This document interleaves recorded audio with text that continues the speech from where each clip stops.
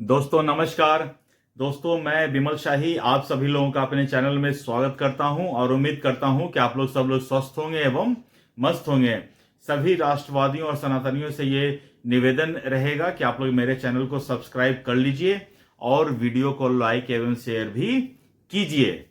दोस्तों आज हम लोग बात करने वाले हैं भाजपा के जो नए जो हैं वाइस प्रेसिडेंट के जो कैंडिडेट हैं सीपी राधा कृष्णन, उनके बारे में बात करेंगे। उनका जर्नी क्या था, उनका शुरुआत कैसे रहा और उन्होंने क्या क्या जीवन में किया है, इन सब के बारे में हम लोग बातचीत करेंगे। तो दोस्तों एक बार फिर से जितने भी लोग पत्रकारिता में हैं, समाचार जगत में हैं, एनालिस्ट हैं, यूट्यूबर्स हैं, ब्लॉगर्स हैं, सब लोग पिछले एक महीना से लगातार ये बताने का प्रयास कर रहे थे कि भारत का उपराष्ट्रपति कौन होगा। लोग चर्चाएं कर रहे थे, कभी खुद से चर्चा करते थे, अकेले चर्चा करते थे, समूह में चर्चा करते थे, ग्रुप्स में चर्चा करते थे, लाइव चर्चा करते थे। तो बहुत पिछला एक डेढ़ महीना से जब से ओपी धनखड़ साहब ने, जगदीप धनखड़ साहब ने इस्तीफा दिया था, तब से ये लगातार चल रहा था कि अगला उपराष्ट्रपति कौन बनेंगे। और लोग जो हैं, इंक्लूडिंग मैं भी यही करता था। मैं भी अलग अलग नामों पे चर्चा करता था, मन में सोचता था कि इसको इस बार ये पद दिया जा सकता है या किसको दिया जा सकता है। इन सब चीजों पर मैं भी चर्चा करता था, अपने दोस्तों से चर्चा करता था, फिर मैं वीडियोस बनाकर भी डालता था। लेकिन नरेंद्र मोदी, अमित शाह और भाजपा के लीडरशिप ने एक बार फिर से सबको गलत साबित करते हुए एक ऐसा नाम सामने लेकर आया जिसके बारे में किसी ने चर्चा भी नहीं की थी। कभी किसी ने सपने में भी नहीं सोचा था कि डॉक्टर सीपी राधा कृष्णन जो हैं वो भारत के उपराष्ट्रपति के कैंडिडेट होंगे। दोस्तों सब लोग किनकी चर्चा करते थे मोटा मोटी तौर पर? कोई कहते थे, सबसे प्रमुख नाम में चर्चा में होते थे नीतीश कुमार, कि नीतीश कुमार को इस बार जो है उपराष्ट्रपति बना के उनको अच्छा से एक रिटायरमेंट गिफ्ट दे दिया जाएगा। और ये चीज तो पत्रकार जगत में कहते थे, पत्रकार लोग का काम है एनालिसिस करना। लेकिन कुछ जो राजनीतिक पार्टियां हैं, जैसे राष्ट्रीय जनता दल, उनके जो नौमी फेल जो नेता हैं, वो सब ही कहते थे कि हाँ, नीतीश कुमार को राष्ट्रपति बना के बिहार से उनका विदाई तय कर दिया जाएगा। तो दोस्तों जिस तरह नौमा फेल तेजस्वी यादव हैं और जिस तरह के पत्रकार का एनालिसिस वो सुनते हैं, तो उनसे इसी तरह का उम्मीद किया जा सकता है। उसके बाद दोस्तों कुछ लोगों का ये भी मानना था कि बिहार के अभी वर्तमान में जो राज्यपाल हैं डॉक्टर आरिफ मोहम्मद खान, उनको भी उपराष्ट्रपति के लिए भेजा जा सकता है। कुछ लोगों का ये भी मानना था कि वर्तमान में राज्यसभा के उप सभापति हरिवंश राय बच्चन जो हैं, उनको भी प्रमोट करके उपराष्ट्रपति बनाया जा सकता है। कुछ लोग तो राजनाथ सिंह का चर्चा कर रहे थे कि राजनाथ सिंह अब हो गए हैं 75+, तो उनको उपराष्ट्रपति बनाकर उनको विदाई दिया जा सकता है।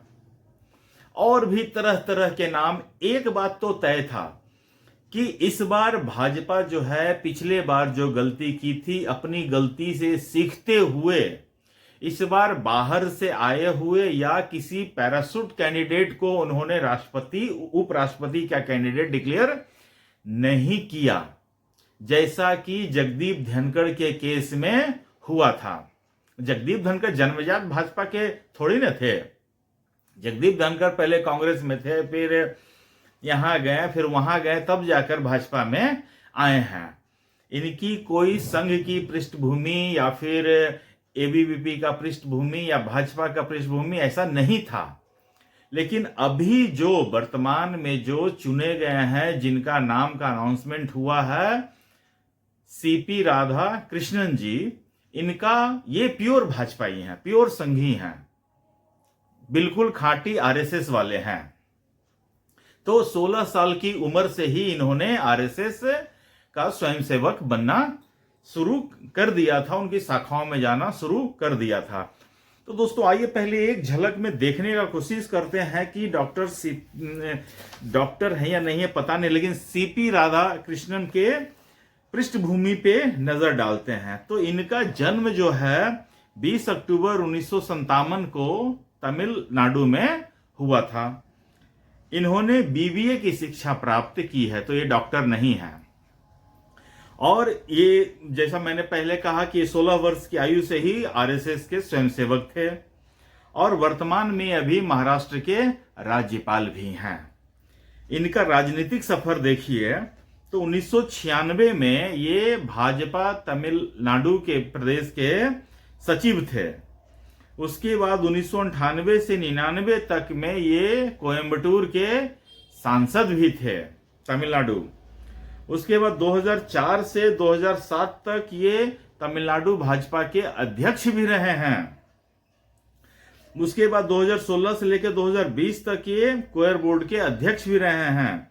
उसके बाद 2020 से लेकर 2022 तक ये भाजपा के केरला के प्रभारी भी रहे हैं। उसके बाद 2023 में ये झारखंड के राज्यपाल बने और 2024 में इनको महाराष्ट्र का राज्यपाल नियुक्त किया गया है। तब से लेकर अब तक वो महाराष्ट्र के राज्यपाल के पद पर कार्यरत हैं। दोस्तों ये संघ के मतलब कि पृष्ठभूमि से आते हैं और इनके नाम पर आरएसएस भाजपा दोनों की मुहर लगी है। और इस बार भाजपा कोई रिस्क लेना नहीं चाहती है कि हमें जिस तरह पिछला जो फीडबैक रहा भाजपा को बहुत ही खराब रहा है, मतलब कि जैसे कि सत्यपाल मलिक थे या फिर जगदीप धनखड़ थे, इन दोनों के साथ भाजपा का एक्सपीरियंस अच्छा नहीं रहा। तो भाजपा ये चाहती है कि प्योर आरएसएस वाले भाजपा के बैकग्राउंड वाले लोगों को ही उच्च पदों पर बिठाया जाए। तो इस बार नरेंद्र मोदी के भी ये चाहते हैं, अमित शाह के भी साथ इनका गुडविल अच्छा है, राजनाथ सिंह के भी साथ अच्छा है और आरएसएस के तो ये पसंदीदा आदमी थे ही। तो सब लोगों को मतलब कि इनके नाम पर किसी तरह की कोई आपत्ति नहीं थी और पूरे मतलब कि भाजपा दल के सदस्यों के बीच में इनको चुन लिया गया एनडीए के उम्मीदवार के रूप में। दोस्तों भाजपा ने अब जब से इनके नाम का कैंडिडेचर अनाउंस किया है, जितने भी भाजपा के जो साथी गुट हैं जो एनडीए में शामिल हैं, उन्होंने भी इनके नाम का समर्थन कर दिया है। चाहे वो नीतीश कुमार की पार्टी हो, चाहे वो जीतन राम मांझी की पार्टी हो, चाहे वो उपेंद्र कुशवाहा की पार्टी हो, चाहे चंद्रबाबू नायडू की पार्टी हो, सब लोगों ने इनके नाम का, चाहे शिवसेना हो, ठीक है, सब लोगों ने इनके नाम की सहमति व्यक्त कर दी है।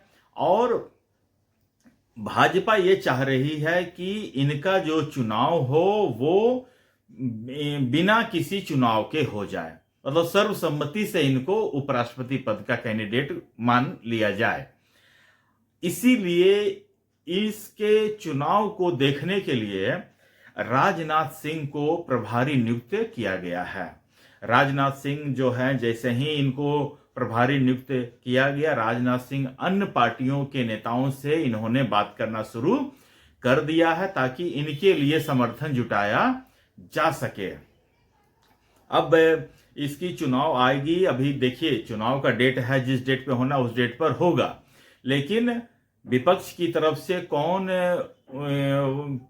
कैंडिडेट होगा ये भी देखने वाली बात रहेगी। विपक्ष कोई कैंडिडेट उतारता भी है या नहीं उतारता है या वॉकओवर मिलता है, ये अभी डिसाइड नहीं हुआ है, ये डिसाइड होने वाली बात है। अब देखिए विपक्ष के हालांकि जितने भी लोगों का मैं सुन रहा हूं तो सबने सीपी राधा कृष्णन की तारीफ ही की है, किसी ने अभी तक उनके अगेंस्ट में एक बात भी नहीं बोला है, जहां तक मैं समझ रहा हूं। तो मुझे लगता है कि जहां तक मेरी मतलब की राय है, सीपी राधा कृष्णन को बिना किसी चुनाव के सभी दलों द्वारा सर्वसम्मति से इनको राष्ट्रपति बना दिया जाना चाहिए, ऐसा मेरा मानना है। और ऐसा ही हो तो ज्यादा अच्छा हो।